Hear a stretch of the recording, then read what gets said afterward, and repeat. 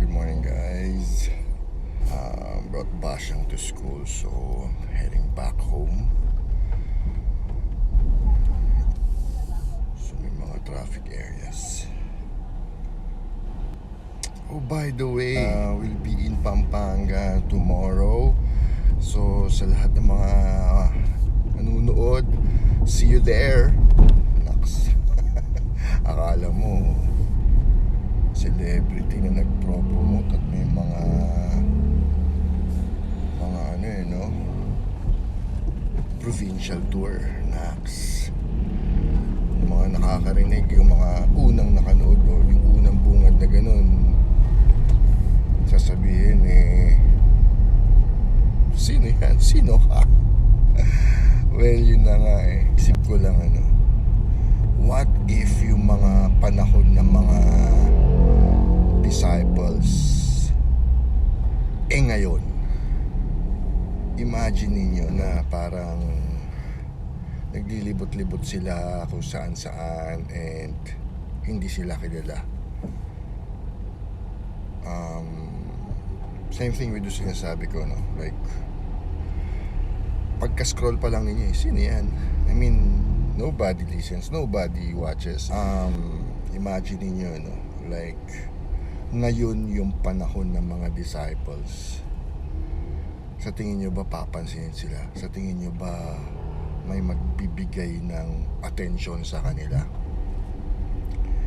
So, yun yung nangyayari. Come to think of it, from the gospel yesterday, hindi lahat welcoming more so hindi sila kilala. Kung kilala man sila, may mga pagdududa, may mga doubts, 'di ba? May alinlangan, I mean things like that. Same thing with what's happening ngayon, no?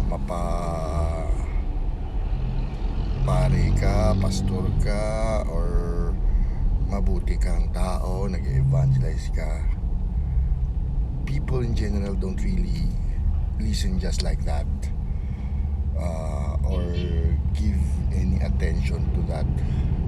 Kasi nga, it's something na boring, parang wala lang. Mangilan-ngilan lang talaga yung nagkaka-interest. So, in a way, kokonti yung talagang nakakarinig ng salita ng Diyos. Sabi nga ng Diyos go and spread the word. So ganun yung ginagawa ng disciples, pero walang nagkakaroon ng interest.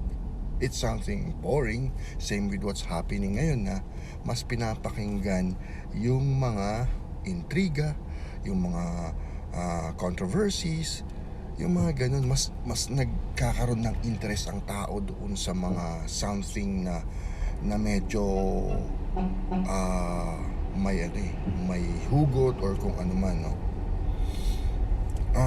I really hope na magbago yung ganung factor, and that's what I'm trying to do.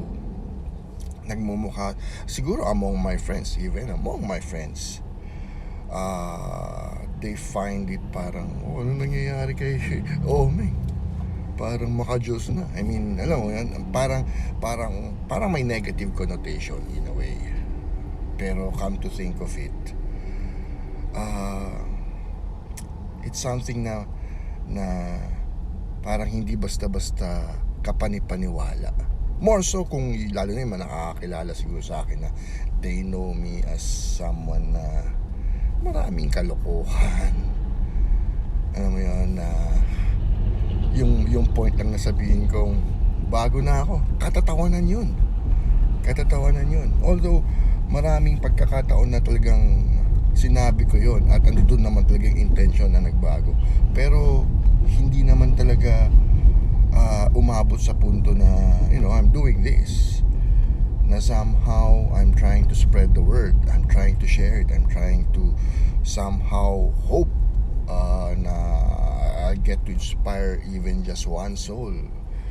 Okay na, pero I want it to be relatable. So as much as possible, I'm trying to make use of whatever platform there is para lang to be able to do that. Pero yun na nga it's not that easy kasi people will not take me seriously. Same thing with yung mga panahon dati ng mga disciples So it's going to be a challenge, pero hindi dapat tayo mawalan ng loob or ng pag-asa. We have to keep the faith na everything will be okay. At yun nga, gaya ng sinabi, kung ayaw nila makinig, it's fine. Hindi na, walang sapilitan, di ba? Hindi natin kailangan ipilit yon. So siguro yun na muna for now. I just want to express that na ganun nga yung nangyayari. So andito tayo ngayon sa may intersection, so medyo traffic. So I really hope na panood din ninyo yung episode namin on road issues ni Mrs. ni A.